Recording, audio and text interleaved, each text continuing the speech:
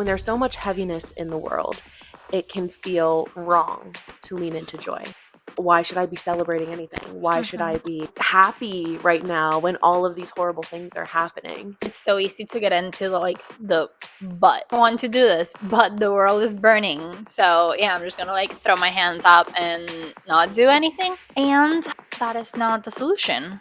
The very systems that are creating the oppression that is causing all of this harm and grief and fear, those systems are profiting off of your harm and grief and fear.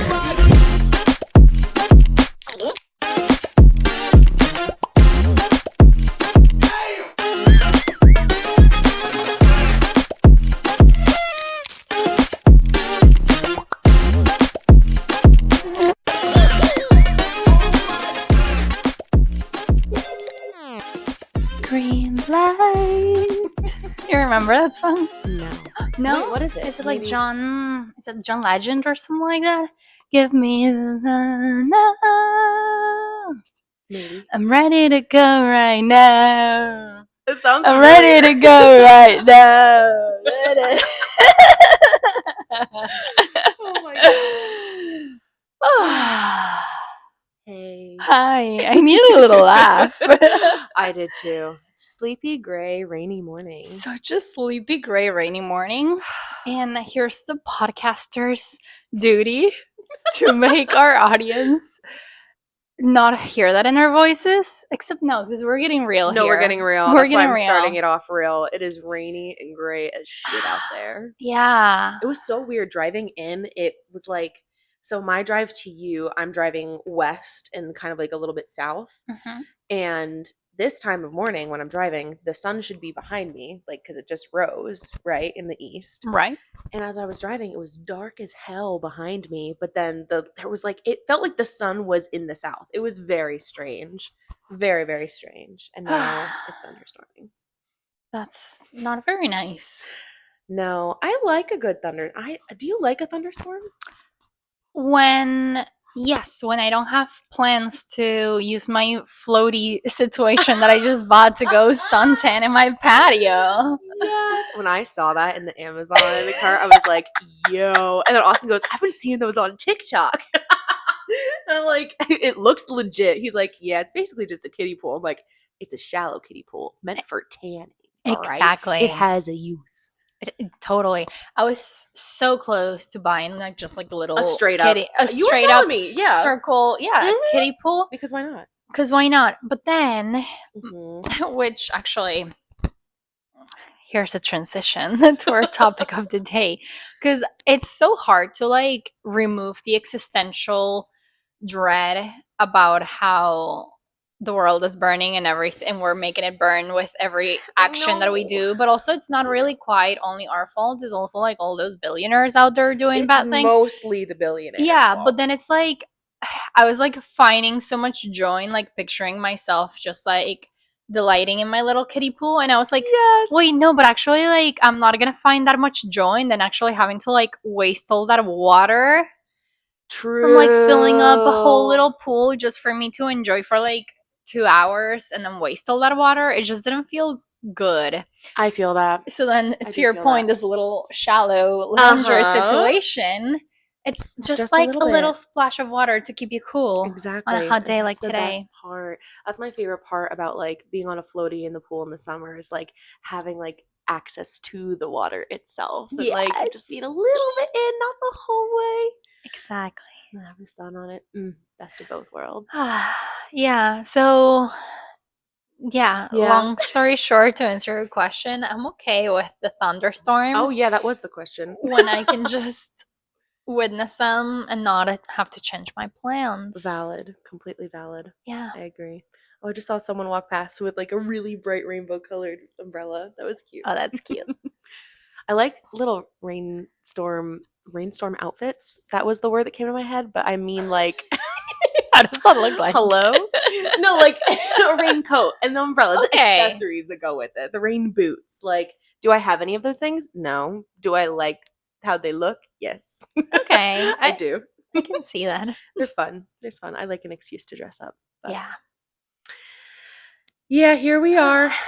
Here we on a day are. where our topic is seeking joy and chasing our dreams whilst the world burns, both literally and metaphorically. Yeah. And for those who don't know, we are recording far ahead of time of these episodes being released. So if at any point anything that we're saying is like, well, that's a little bit out of date, it is. You're Yep. correct. It is out You of are date. correct. But I feel like a lot of these things are going to be timelessly relevant. And for us, it's not funny, but it is apropos that we're talking about this the day after we just found out that the US has bombed Iran. Because that's kind of the vibe that's been permeating everything lately. Is I feel like there's this mounting sense of like hope and purpose and a desire for reclamation of joy while all of these horrible things are happening around us, both in the Yeah. US and in the world as a whole. And it's a really weird dichotomy to exist in. It's really weird to, I mean, even just you and I, like being like, let's do this thing, let's do this podcast, let's like pursue entrepreneurship and all of these dreams and goals. And like, it's so exciting. And there's all this crazy shit happening. Yes. Sorry, Doug. Just scared the shit out of him. I didn't plan. My God. But exactly. Like just wanting to throw your hand out in joy and like hitting somebody, be like, oh shit. Oh God. No, it's exactly what you just said. It's the yes and which I think that it's so easy to get into the but. Like, yes, I want to do this, but the world is burning. So yeah, I'm just gonna like throw my hands up and not do anything. And that is not the solution. That is not the way. That is not the way that we're gonna also help the world not burn so much in a way. Exactly. And that to say also, like we have to be in tune with ourselves and in tune with our communities in terms of what we need right now, because I, as a person, I feel like you are kind of similar. And like when something is wrong, I want to fix it. I want to find the root cause of what's going on and like do whatever I can to make it work. And sometimes our bodies are just not in a place to do that. Sometimes our bodies just need to grieve or mourn or rest. And it can feel really overwhelming when you have both of those needs at the same time, the desire to fix and the need to rest. Right. And knowing that it's okay to have space for both. It's okay to have space. You can't fix anything if you have nothing to fix it with. Yeah, you can't pour from an empty cup. Exactly. It's so annoying, but it's I know. Isn't it so annoying how so many things are true in the most annoying way? Yes. Kind of like how like moving your body and exercising actually makes you feel good. Yeah. Yeah. As the resident couch potato, like, oh, are you kidding me? It works. It's crazy. I know. It's crazy. And that's part of the like finding joy and chasing your dreams, even when it doesn't feel like that's what's gonna help. It's actually gonna be able to help in like finding the strength to then again do things that matter to you and actually help the world in meaningful ways. But it's like you need to be full. Yes, exactly. And that's the thing too, is like you can find fullness and joy. I think it's collecting thoughts. Thoughts are percolating. I think sometimes when there is so much shit going on and there is so much heaviness in the world, it feels. There I am. I'm back.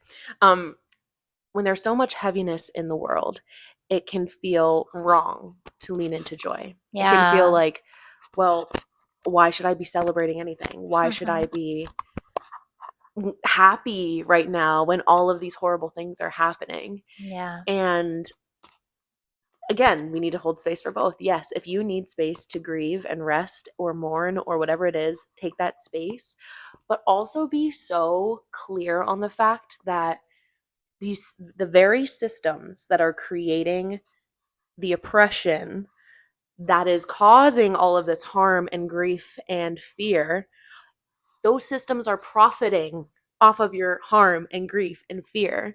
So Yeah. while, yes, take the time to heal, to grieve, to mourn, whatever you need, but don't let yourself get stuck in that space, because the greatest, like I've been saying lately, joy is the revolution. Yes. Like leaning into your joy, accepting it, pursuing it, embracing it, that is where we're going to start the revolution. That's where our power is. Yeah. Yeah. Like that's where there's movement and creativity and flow and connection. Totally. And that's how we change. Yeah. What little things have been bringing you joy lately? My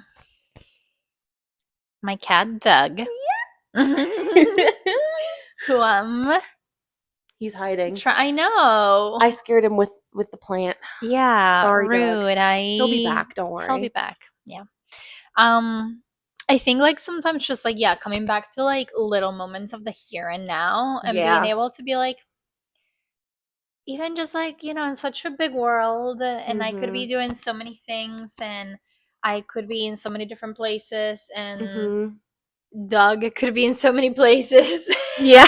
We found ourselves in the here and now, like having a little routine where this animal and I know that we cuddle up and purr every morning. I know. Like that is very joyful to me. That is so joyful. There's so much. And I feel like that speaks to the joy of connection and community. Like, yes, it can feel so isolating to be experiencing all of this shit. Yes. And getting caught in the doom scroll and did you hear? Did you hear? Did you hear? But it's like, I know. Togetherness. Yeah, exactly. And to your point, I'm like, what other things have brought me joy? Like people, community, like be like having just little pockets of leisure and relaxation and connection and being able to like be real and be serious, but also be like silly and laugh and all of it, but like in the context of people. I find. Yeah. What about you? Very similar. Like I'm thinking about on Friday night, I went to one of Austin's shows and I was by myself for a good amount of time. I didn't have like any of my friends coming, just kind of like family and friends trickling in. And just like being open to sparking up conversations with people I didn't super know, or when somebody came in, like going and initiating that connection and just being silly. Like someone started doing a bit because we knew each other, but not really. And so he started a bit of like, oh yeah, we know each other from prison.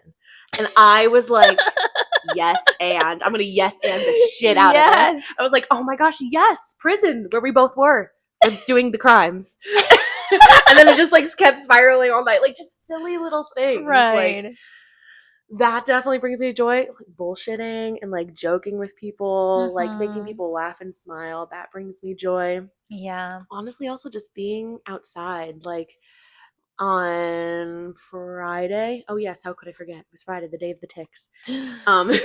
Despite all of the ticks that I received in the process of this experience, sitting in the orchard under the shade of the apple trees, having a watermelon cut up by my coworkers, like just on the ground outside, and then just eating it under the blue sky, like just in like silence and existing and connecting with nature, like all of those things definitely brings me joy. The simplest of things, really. It is really simple. I think that's the thing, is joy is so much simpler to access than I think people realize. Ooh, here we go. You ready? I'm ready. What do you got for me? So how would you characterize, like, if you were to make joy into a person? Oh. If you were to personify joy, what might they like sound like or look like or act like? And like I'm like also making an effort not to think of like inside out I was gonna say that thing. But I mean, we can also just use that as an example. But in general, you know what, a characteristic that immediately came to my mind, this like almost like this ethereal nature of like it's like not fully Tangible? tangible. Yeah. Yes, it's like Kind of it wispy. exists right now, but then Mhm. in a moment maybe it's not here, but then in 2 moments it's here again. Here again. I like Yeah. that. That reminds me of the Inside Out people. Have you ever noticed in the animation how like they don't have hard edges? It's like very Yeah, crystally and exactly. like little globby, yeah, little like light orbs. Yeah, no, I feel that. How do they like sound? Hmm. Very light, almost Light. like childlike. Yes, almost like childlike. I like this. There's no right answer. I'm just like curious. Yeah. Just because I feel like sometimes the characteristics of joy that we see, like lightness, ethereal, ever changing, here one moment, gone the next, like kind of slipping through the grass, maybe like playful, loud. I see joy sometimes as like loud, boisterous, Mm. excitable, like bright colors. Ooh, yeah. Okay. Mm-hmm. Here's a little nuance that I've been Uh-huh. trying to sit with Okay. between the difference of like joy, like the difference between joy and Mm-hmm. contentment. Ooh. Because I Mm-hmm. think lately I've also been trying to, in a way, like manage expectations and Yeah. standards in a way. And like sometimes, like that, because I agree, like sometimes when I think about joy and I'm like, I want it to be big and loud. And I'm like, Mm. I'm here, feel me. This is what joy looks like. Hello, Mm-hmm. we're here. And sometimes that's not necessarily how joy always comes in. Yeah. And then I started kind of like questioning myself, well, is it just like a different shape of joy, Mm. or is contentment more like a mild A milder form of form of joy? I don't yeah. know, because sometimes like I find joy, so I have these like um stickers on some of my windows that Mm-hmm. when the sun shines through them, they Mm-hmm. create these little like prisms and Rainbows. rainbows, and it just looks so pretty.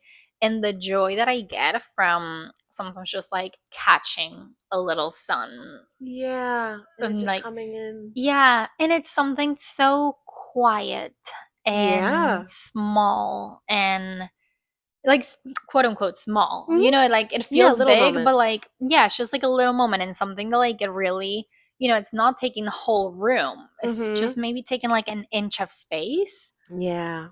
but it's still joyful in just like a Yeah. different kind of way. I love that. Yeah, joy can definitely take so many different forms. So I was curious, like, what it looks like and sounds like to you. Because sometimes I do feel like, and I think we were both kind of touching on it with like me saying like loud, playful, boisterous, and you saying like childlike, ethereal. I think there is a measure of joy that we associate, or a society, I should say, associates with childishness, with Mm, childhood. yeah. And I'm even thinking about like girlhood and boyhood Mm-hmm. and like how some of our expressions of joy we may be shut down for. We're like shamed for it. We're shamed for our expression Mm, of joy because we're grown ups and we're in the big old real world and buckle up buttercup and right. gotta be serious because we're grown ups now. And I feel like Boo. boo indeed. Yeah, I feel like it kind of goes hand in hand with how like girlhood is shamed for, I don't know, being soft, being weak, being I don't Yeah. know, like dudes are allowed to scream and go crazy at a football game, but if we scream when we see each other for the first time in a few weeks, people are like rolling their eyes, like, okay, like whatever, weird. But I don't know. But like you said, I feel like we need to hold space for all different kinds of joy. Yeah.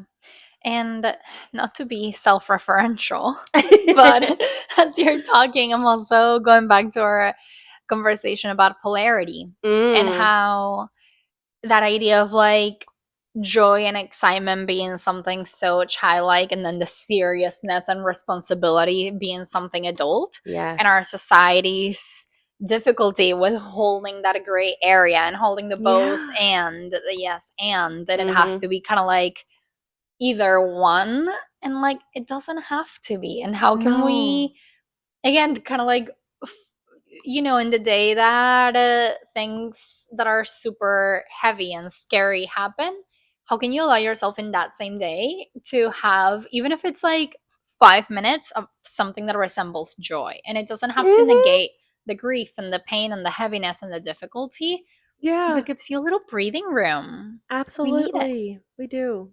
Like that day where I was sitting having delicious watermelon, and then I found 6 ticks on me after that. And you know what? The tick part wasn't fun, but that didn't negate the joy that I had sitting there in the tick infested grass, having my little Yes. moment in the sunshine. And I made sure in that moment too, because it was the end of the workday. It was really hot. I was like feeling tired. But as I was sitting there, I like forced myself to be like, look around. Look where Right. you are. Like, Yeah. look at the sun, look at the sky, listen to like the wind going through the tree right now. Like, oh, Yeah. like, and that was a quiet moment. That wasn't like a big, loud, colorful moment of joy. That was like the quiet, like Mm-hmm. sky blue, earth green, like little Yeah. quiet moment of joy. The crunching of the watermelon, the flavor, like all the Mm. little things. There's so much joy to be found in presence. I Yes. think that's what's hard too when there is so much shit going on in the world, because in order to be present, you're being present with like a really scary reality. Like, Yeah. yeah, I'm here right now on this couch with you, and that is beautiful, and I love it, and I can be present in this moment. And at the same time, like, there is that little like cloud of worry in the back of my mind, like, there's a war happening on the other side of the world. There's multiple wars happening right now that like Right. could be like, I have a brother in the military. Like, this could be, there could be huge implications, not just for our world, not just for our country. We're on the coast. Could have implications for us and our living, could have implications for my family with, Right. like there's all of these things happening. So knowing that it's okay to be present in a physical present moment of joy while there's shit going on. Yeah. It's something, it's a practice. I think joy is a practice that is Yes. easy to fall out of, Mm-hmm. unfortunately, because things are heavy around here. Yeah. Yes. Yeah. And I want to acknowledge also that the practice of finding those pockets of joy gets a lot easier the more privilege you have. Woo! Say it again for the people in the back. Yes, indeed. Yeah, some people have it a lot easier. I mean, that's Mm-hmm. that's no secret. No. Um, and because when we're talking about like the present moment, Mm-hmm. that can mean so many different things at the same time. Yes. Because it's like the present moment. Yes, it is that there's wars happening, and also the present moment in a more real and concrete way for you and I right now sitting on this couch is that the present moment is that we're here and We're like here. everything right now is safe Mm-hmm. and Yeah. controlled as much as we can. So Yeah. then it's also kind of like such a tricky balance between being like, yes, the here and now is beautiful and lovely, and I'm with Yeah. my bestie recording our podcast in my nice comfy couch Mm-hmm. with air conditioning. Yeah. And my fresh coffee sitting right there that I didn't have to make. Like, that's amazing. Right. So how, kind of like if we then get black and white about that idea of like just be present in the here and now, then it could also be easy to then kind of like try to dissociate parts Yeah. of the also present and current reality because we have the privilege to do so, Preach. Yeah. which is not what a lot of other people can say. So, I also Yeah. want to like have that caveat, like, Absolutely. as any conversation that we're going to have, it's also, intersectionality. It's so important Yeah. to bring into the picture that not everybody is going to have that access to those moments of joy in in the specific ways that we Yeah. may think about based on society. And that's also Yeah. how like I was thinking about finding joy and happiness is Mm-hmm. very values based. Ooh, speak more on that. So we live under capitalism We do. that prescribes certain things and milestones that tell you if you're successful enough, if you should feel happy enough about your And life. that right there, that success and happiness go hand in hand. And then who is defining success? Exactly. The patriarchy. Yeah. Yeah. Yeah. So, and okay. Go. Thoughts. Do it. Okay. I have so many thoughts. I'm so ready. I hope. get into it. Okay, let's get into it. So, because some concepts kind of flow in here in my mental map. Mm-hmm. We have joy. We have Indeed. contentment. We have happiness. We have, again, success, and we have, okay, again, thoughts are thinking. Mm-hmm. Thoughts are computing. Thoughts are thinking. We be thinking thoughts sometimes. Yes. Sometimes. So when we think about the typical things that, again, like we try to seek to get, oh, wait. Okay. Yes. Another concept, dopamine. Yes, get into it. Let's get into it. Because, sometimes we associate those like dopamine hits with the Mm-hmm. things that make us happy. Mm-hmm. But knowing that like dopamine is a neurotransmitter that makes you seek things, but doesn't necessarily make you like enjoy and want and be actually content and happy with the things that you sought out. Yeah.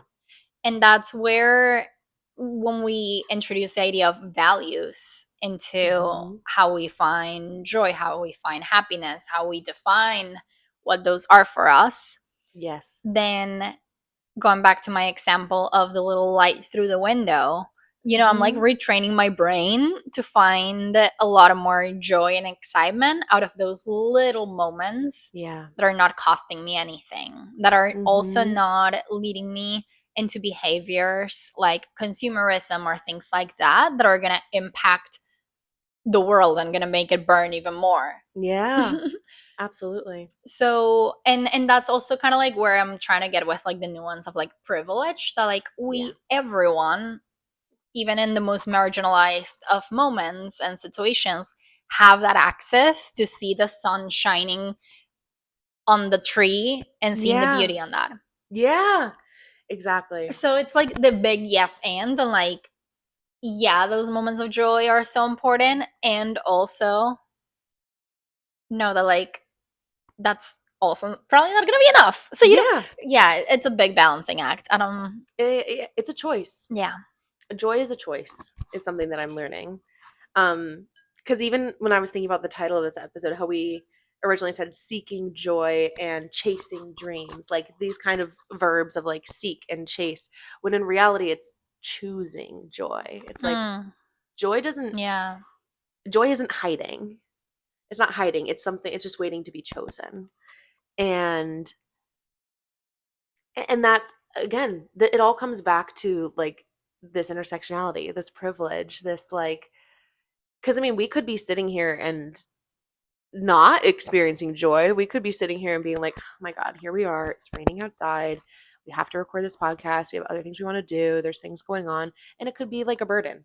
Yeah. But that's because we're choosing to see it that way. And that's something that is so hard for me sometimes, I think, is remembering that like how much agency I have.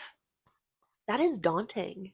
Yeah. Like the amount of agency we have over our own experience, and also the fact that we have so much history and trauma and things that our bodies are carrying that sometimes clouds up that agency, or like there are things going on chemically in our brains that make it harder to like make the choice to access that joy. Yeah. And remembering that like I get to choose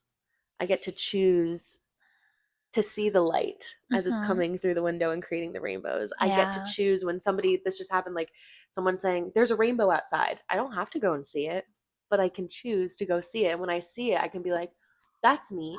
Or I can be like, that is crazy. Like there are water particles in the air that the light is hitting just right to create a band of colors in the sky. Like that's pretty neat. Isn't that like that's wild? Even with the sun coming through your like windows and creating rainbows, like there is wonder to be seen and chosen. And I think to your point about how contentment and happiness and success is all rooted in our values.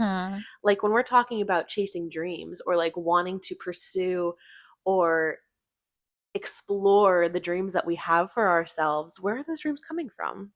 Who decided that that was a dream for us? Right. Who decided that this is the ultimate goal? Right? Is it the patriarchy? Is it capitalism? Or is it rooted in like I know that this thing brings me joy, or I know that this thing makes me feel something. Like it doesn't always have to be joy. I think I'm a little bit of a hoe for joy. I really do enjoy. I really do be chasing it. I really do be looking for it. I do be choosing it. Yeah, you gotta. You gotta. But if there are other things like service, as long as you are taking care of yourself as well.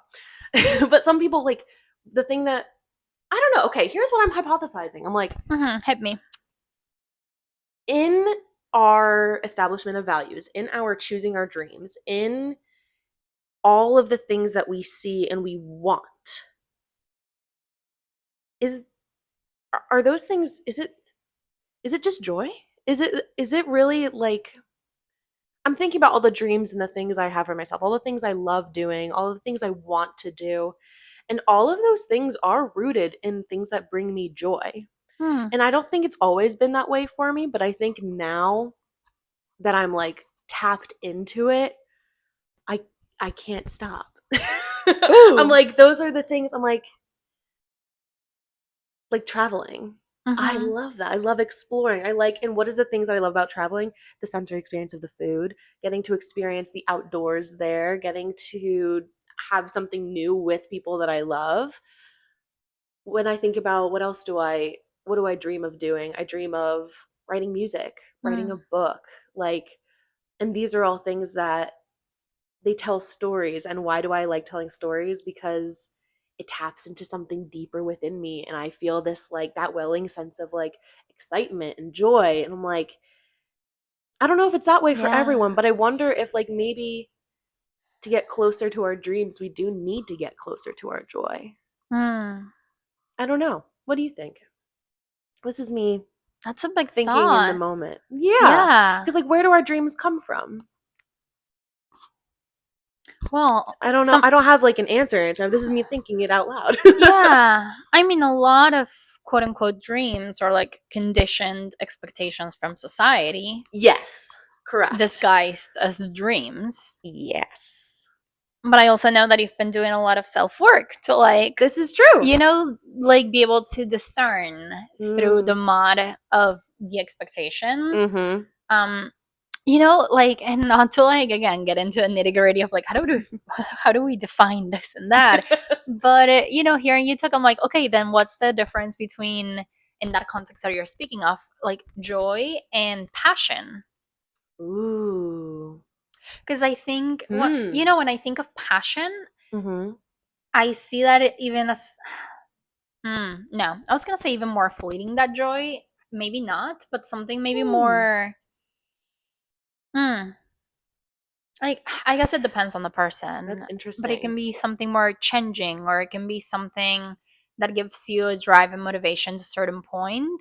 Mm-hmm. But it's, I'm not sure. I see where you're going with that in terms of what's the difference between joy and passion.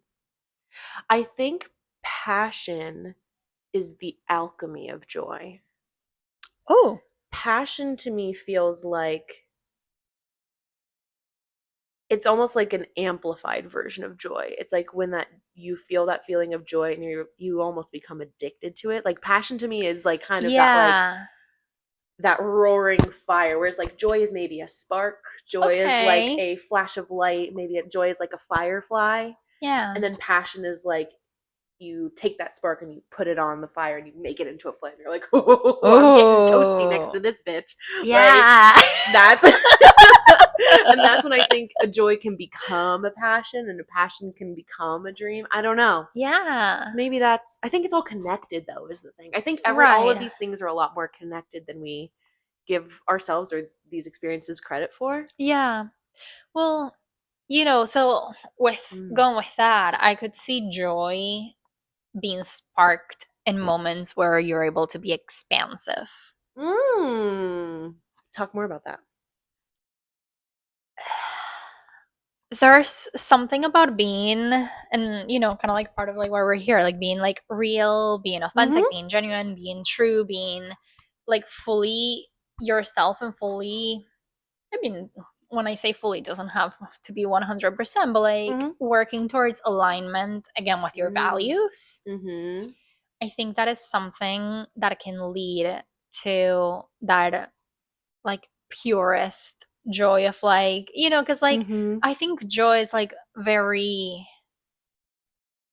real and primitive and spontaneous, in the sense that like if you're not in that alignment, you're not gonna feel that true joy, you know. Maybe you like go hit the milestones that are you're supposed to be hitting, maybe you get that next promotion, maybe you get that next raise, but you're still not feeling that joy, that happiness, that excitement. Maybe it's because like your values and like your core and your vision and your alignment is not really there. Yeah, no, I think you're so right. I think like joy is inherently connected to your values. Because how many times do you hear about something like exactly that, like a even like massive celebrities or something, like getting to all of these levels of notoriety and fame and money and the cars and the houses, and they're still miserable. Yeah. Or even like on a much smaller scale, like getting like a promotion or whatever it is, and still like hitting or getting married or having a baby or like any of those things, and still just feeling like something's missing. I think you're right. It's like joy is inherently tied to your values and being aligned with authenticity too. Yeah. Like, because what's joyful for one person may not be joyful for another. Exactly. And that's okay. And that's the thing too about society as a whole, is like we've been told certain things. It always comes back to this. Yeah. We've been told certain things are like, this is good, this is joy, this is happy. You need this. You need house and car and husband and picket fence and great job and then happy. Yuck. Ta-da! And false. So false. False. No, we get to decide. And I think that's why I keep coming back to like joy is a choice, because like I don't think we talk enough about values in our society and what those actually are. Like I was so confused by what I've taken so many quizzes. I've been like, what are my values? And they're like, you just have to pick between these two things. I'm like, that doesn't No. No! It doesn't make sense to me. And yeah, like how we get to choose what our values are. We get to choose what we invest our time and energy and money and other things into. And it's coming back once again to like, we're not taught how to have agency. I think especially as women. Yeah. I do not think women are taught. I think we're in a time where women have more agency inherently, just because of like the laws that have been passed and like the nature of now that women can vote and can have jobs. We're like, slay, let me show you how it's done. Like, but then at the same time, then we're still in this structure that demands adherence to the patriarchal expectations that have been set all along. So then it's like we're still, I don't know. Yeah. And that's a thing that when we don't have those conversations, we don't have ownership over that process for ourselves. So that's where society and the people in power, through patriarchy, white supremacy, capitalism, then tell us what to want and tell us what to seek and what to have as our standard of happiness and a joyous life. To the point that, you know, and as you're talking about the agency that we have as women, like, it doesn't escape to me that I get to live in this big house by myself, which is actually my grandma has lived by herself in her own house that is hers. You know, go her. But it's not like typical for women, period, and women in my ancestry to be able to have this kind of financial freedom that I have, and flexibility and power in some ways, and how being able to have that be so aligned with my values of freedom and independence. Yeah. As I'm also trying to define them my own way, not in the like hyper individualistic way, Uh-huh. you know. But how that could be something just like that I also just take for granted, and how it's my choice to pay attention to that and note it and just give it the space that it Yeah. deserves for Yeah. it to also be able to be a joyful thing. So it's about like Yeah. making the space for it and recognizing it and practicing that gratitude Yeah. Absolutely. throughout it. Ooh, Yeah. yes. Yeah. Joy and gratitude go hand in hand, Yeah. I think. Yeah. Gratitude's one I've had a hard relationship with as Oh, well, me honestly. too. Right? Oh, like when people tell you like wake up in the morning and write things that you're grateful about. I'm like, shut up. Leave me alone. I'm waking up and I'm getting out of bed and getting myself ready, and that is a miracle in and of itself. Okay. Yeah. I'll be grateful when I get out that door. Okay.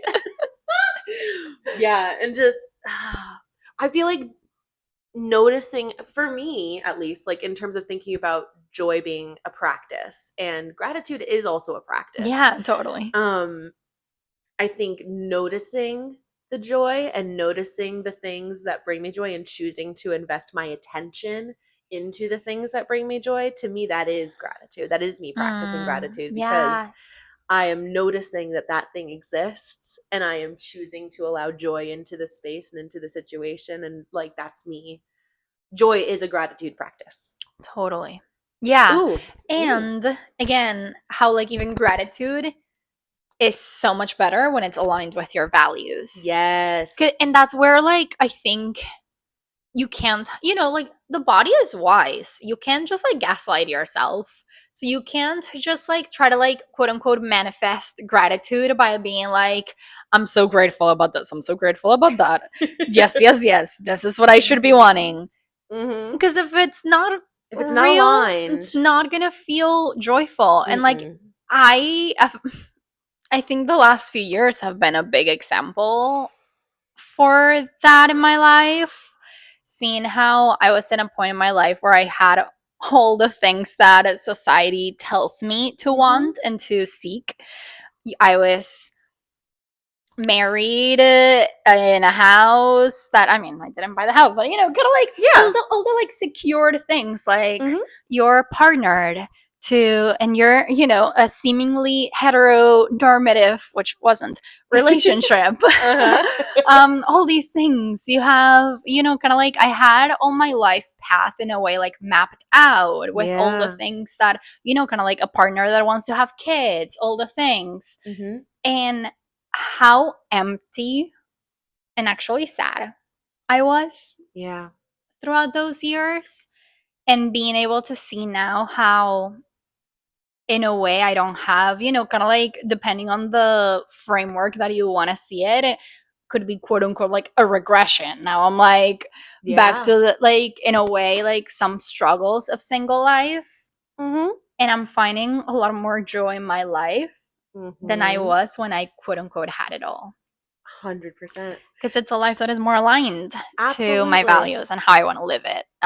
So it's a lot easier to find gratitude in a life that you're actually choosing and crafting for yourself. Which again comes also with a good amount of like privilege and luck and hard work. But it's like that. It's hard also to find that joy. You gotta like have to make it happen. You have to. Joy is a choice. I'm gonna get that shit tattooed at this point. But you're right. I mean, even like similar experience for myself in a different way. Like I had the 9 to 5 with the benefits, with the steadiness, with the supervisor position, with the good pay. Like I was never worried about money, and yet I was the most depressed I'd ever been. I was so like lost and down, and I was like trying to create like from an empty cup, and I knew all I wanted to do was create, was to have my own endeavors and such. And the second I got fired, and I have 3 jobs technically, and as well as like a side hustle and entrepreneurship thing, I'm like fucking thriving. I'm like, and that's something too that I think when you have been prescribed such specific values, it can be really hard to relearn what your values actually are. Yeah. It can be really hard to, and for me it's always hard to just put words to a feeling or to something I believe in, especially since for so long, like as a growing up evangelical, like what I believe in was told to me. I didn't get to define it for myself. So I was so used to just having, this is the way things are, here's the rule book, go ahead and follow it and you're going to be fine. And that felt so safe to me. And I think that's why a lot of people and also women like feel safe within like standard like hetero marriages, or like, and not to say that there's anything wrong with hetero marriage, but Right. it's just like when that's what's prescribed to you and that's what you're told safety is, it's very Yeah. easy and very comforting to be like, oh, I have a rule book, I have a set of Mm-hmm. like expectations I can follow. And then when you start following those rules and the outcome is so limiting, sometimes violent, sometimes just saddening, sometimes or just empty. Like you, Yeah. then you have to go through this process of like, "Oh, well, what do I want? Who am I? What are my values?" Like that was Right. really hard for me for a long time, and I'm still defining what all those things are. I think sometimes words are hard. Mm-hmm. um but really I think what started tipping it was like embodiment and tapping into my body and noticing, like the noticing, the presence, like, and presence can be really hard. It is can be really challenging to be present in your body when your body has experienced so much trauma. Yeah. And I think it's still important, and I think we all deserve to give our body and our emotional body that space. I had a client I was working with. I might have talked about this before, but she was speaking on like, I have such a hard time knowing, because she deals with chronic pain. Mm-hmm. I have a hard time knowing what is intuition and what is just pain. Mm. And that's so hard and so Mm. valid, because sitting with your body and sitting with like, okay, what is it that I'm feeling? Like, why do I feel so heavy, or why do I feel this like tightness in my chest, or why is my stomach so clenched? Like that's so uncomfortable. Yeah. It's so uncomfortable, but it's telling you something about your values. Mm-hmm. It really is.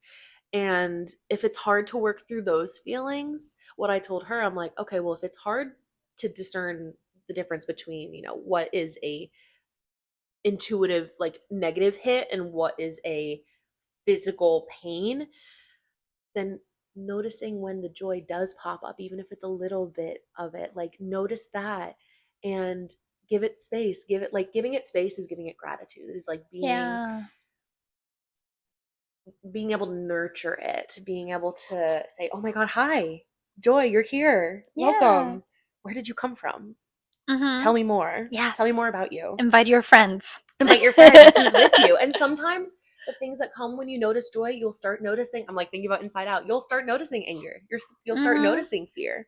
You'll Yeah. start noticing the other things that pop up, and that's okay. It's Mm-hmm. okay to notice the other. Like Yes. you don't just have to laser focus in on joy, because that's not the only thing that our No. emotional or body holds.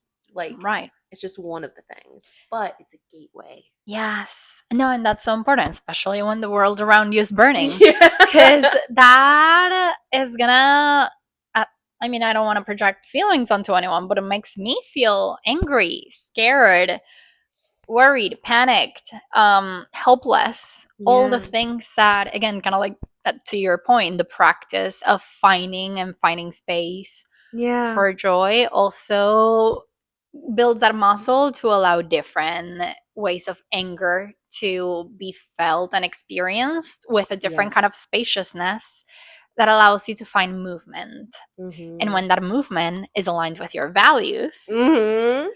that integrity hits, and how good integrity feels. Yes.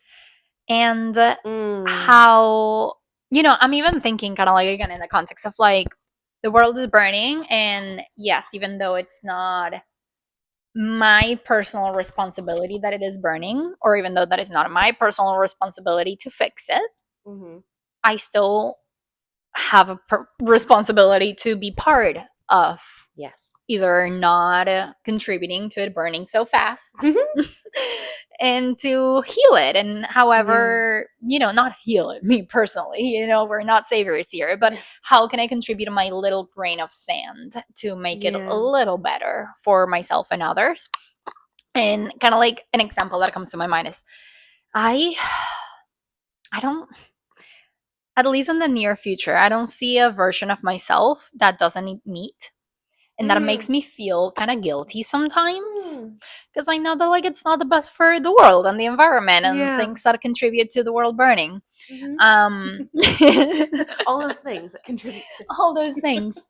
And when it's also an exercise of like looking at my values. I'm like, okay, that value of the environment and contributing in the ways that I eat to the improvement of that or the detriment of that, how kind of like far up in my value list is that? Because at some point that's also gonna kind of like conflict with a different kind of value. So also like allowing your values to like shift in level of importance. And sometimes when I have more capacity because I'm nurturing myself in some ways, then I have a little bit more headspace to think of like, oh, okay, this week I'm not gonna be eating meat every day.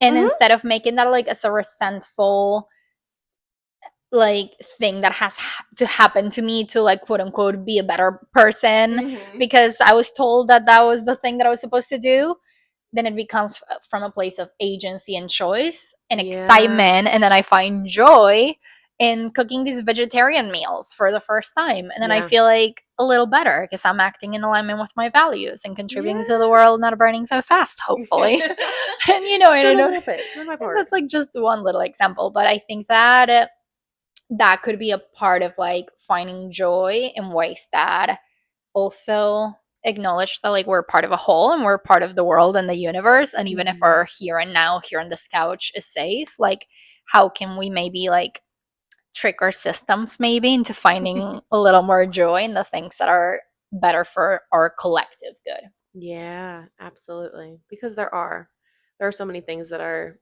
for the collective good that we can find joy in. Yeah.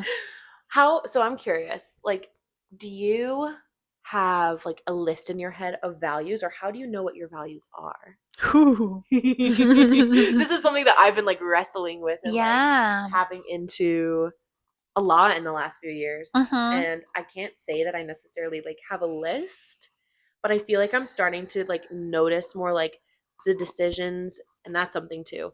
As I start noticing the decisions I make, the time, money, energy that I invest, I'm starting to notice that some of the values that I'm carrying and that I'm enacting, I may not necessarily align with anymore. And I'm like, ooh, I need to. That's hard too. Right. Oh, and I also don't have a great answer for you there. Chesy the therapist has some value clarification worksheets on her computer ready to send to any clients who need it. Has Chesy the human done those worksheets herself? Me neither. No. I swear I practice what I preach sometimes with other some things. Sometimes. So yeah, no, I think that's more of like an ongoing conversation I have in my head and with my body also. Yeah. And I think that again with like we can't be perfect. Perfection doesn't exist. We can't be the quote unquote perfect activist. We can't be like doing the most for every single cause that we care about. So on similar lines, I think I'm trying to see my values in like different areas of my life. So kind of, instead of seeing like what are my values period overall, I'm like, and how I'm showing up in my relationships, like what is that teaching me about my values? And kind of like using interactions as little moments of like almost like experimentation to see what I value. For example, I mean this like goes a little far away from like joy, but like kind of like valuing like for example, like vanity and seeing how like good you look and how pretty you are, that's something that like has been ingrained in me like as a value, and like seeing, you know, and like not to sound vain, but like pretty privilege is a thing. Yep.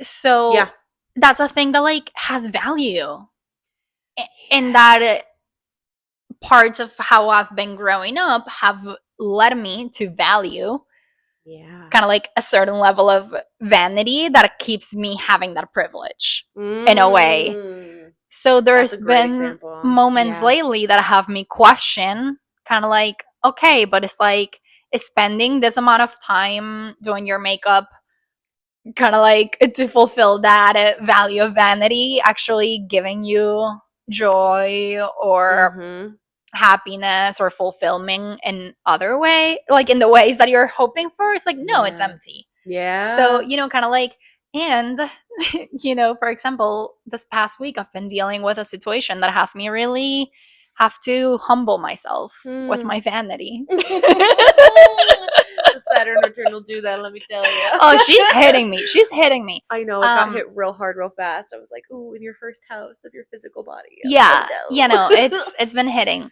And being able to have this work that I've been doing where I'm devaluing vanity and beauty in that way has helped me not go so deep into the pity party that I've been throwing for myself. You know, my pity party has been more like, ouch, I'm in pain and it's uncomfortable.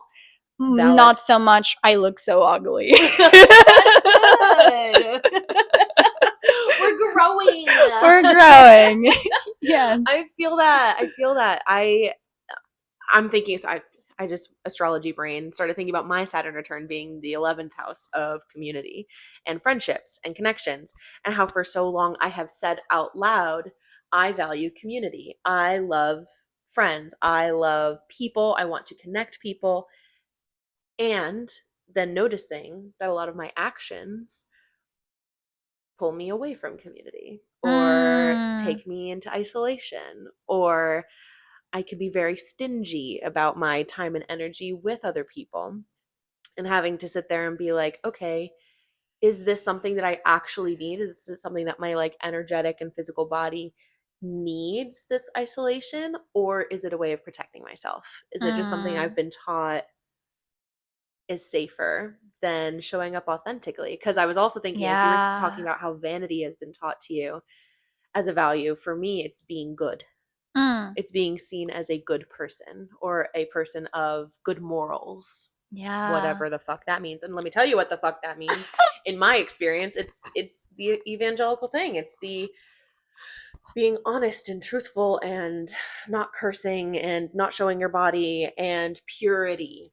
Showing up as someone who is pure, and how that kind of tenet guided my actions in so many situations, so many social situations. So then when I was showing up to my community, to situations, it was so hard, and still is, it's still something I'm working with, to authentically be myself. Yeah. Because who I am, who I truly am, who I've been learning I am, the values I've been discovering in myself, is someone who goes against the grain.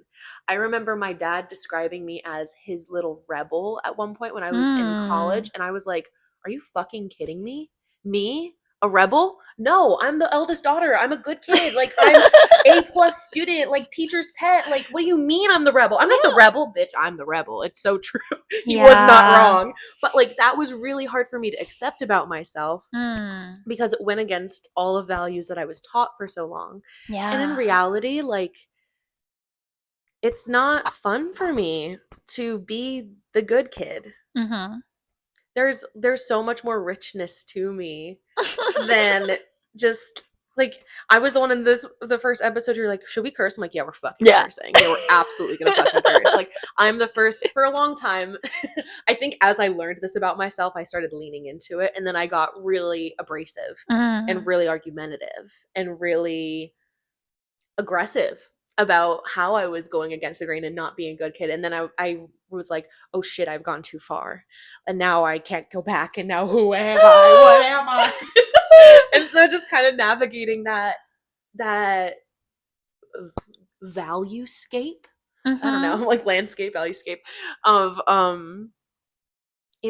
where you fall, like where your values fall at any given time, it can change. Yeah. And that's okay. Mm-hmm. It's just you don't have to do anything, but I suggest that you stay in tune with it and like let yourself embody the truth Right. of what it is. And also leave space for, as you're embodying that truth, noticing like, where's this truth coming from? Do I want this to be the truth anymore? Is it the truth? Who's it benefiting? Who is it benefiting? Mm-hmm. Mm-hmm. Actually, I saw a little meme this morning. Mm-hmm. I was like, no shit, people are trying to put us into war. And then the meme was like, all the stock market like charts just like rising so fucking high. Oh, this is a manufactured war. Right, yeah. This is 100% manufactured. I don't think people understand that. Ooh, I'm not going to go on a rant. Ooh. But like, that's part of like, I know one thing that I value deeply is justice. So deeply. And I think that's where a lot of my argumentativeness and like passion and like rebellion comes from. Because I'm like, this shit isn't fair. That's not fair. And I know that life isn't fair. I understand this inherently as an adult, but it's like, like, where's the justice in this? Like, where is, and when you when you are tapped into your emotions and everything, and I don't know about anybody else, but sometimes I do be spiraling into that shit where when I do value justice so much, it's so easy to get caught up. I feel I'm gripping this mic so hard right now as I'm talking about it. Cause I'm like, I feel so strongly about like the need for justice and how this shit isn't fair and how we as a world are being put into such a dangerous situation, both on like a political level, but also like on an environmental level, by these people who don't care about anything but the money in their pockets. And knowing that while I cannot change that, I can use my voice in a way that feels authentic and real to me and brings people together rather than splitting them apart. And like, this is just my value. Everybody can decide how but that's something that I've been realizing is like, knowing that all of my passion that I have for this concept of justice, like I can use it as a power for good rather than a power of divisiveness. Yes. And I said the word good, and that's something like even there, I'm like, there's nothing What does inherently good good about bringing people together, but that's what you value. That's so what I value. So exactly. Totally. Yeah. I want to wrap us up with a little Yes. psychoeducational moment. Please, I'm ready. I'm sat. Okay. So, and this all connects to the idea that finding and seeking joy is revolutionary and it's actually going to help us put a little grain of sand into helping the world, helping the world. Helping the world not burn so much. Okay. So, have you heard of the stress cycle? Yes. Remind me of the parts. So, this concept I borrowed from the book Come As You Are. Everybody should go check out the research. Amazing sex therapist. But I'm blanking on the name right now. I feel so bad. No, because I know her name too. I know. We'll link it. We'll link it. Yes. Giving credit where credit is due. But they came up with this idea of the stress cycle, which is explaining how our brains, from an evolutionary perspective, they're wired to deal with cycles of stress that are a lot simpler than our modern society gives us. Yes. So, the stress cycle comes with perceiving a stimulus. Maybe that's a tiger that you notice out in the wild. Then your sympathetic nervous system kicks in with that fight, flight, freeze, fun response. You're fighting that tiger. Maybe you escape, for the sake of the exercise. Let's think you actually were able to like fight it and killed it. Yes. And then you brought it to the cave. So you have, kind of like when you like either fight, flight, freeze, you're like at the peak of your stress cycle. You succeed on your survival mechanism. So then you're able to kind of like start bringing the cycle of stress down. But, and here's the key part of the cycle, you need to do something to close the stress cycle. Just like killing the tiger is not going to close it. Oh. Yes. So when we go back to like maybe the cave era, they take the tiger, maybe they like put it over a fire and they dance around it and they sing and they hold hands and they like tell stories about how it happened, and like they're connecting, they're moving their bodies, they're like chanting, humming, talking, doing things that are also like are stimulating their vagus nerve, which activates your parasympathetic nervous system, which is the part of our bodies that tells us you're safe, you're here, you're now able to rest, digest, sleep, and be okay. So that was like just part of like community in a way that happened. It usually happened in the context of community. It happened in the context of connection. Again, there's movement involved, there's laughter involved, moments that can be joyful and happy and exciting. Those are things that can help you close that stress cycle. And back then it's like, cool, that's really beautiful, you were able to close that cycle pretty smoothly and fine. Nowadays we're being bombarded by multiple stimuli that are just gonna cause that stress cycle to start. And we're not taught the tools to notice that and be able to practice closing that stress cycle. Also, a lot of people are living under marginalized and oppressed circumstances that just don't allow them a lot of the time to have the capacity to close those stress cycles. And when I talk about like multiple stress cycles, that can be like an angry email from your boss, or like your partner telling you like, we need to chat. Like, or just seeing a TikTok about the latest thing that Donnie T said, like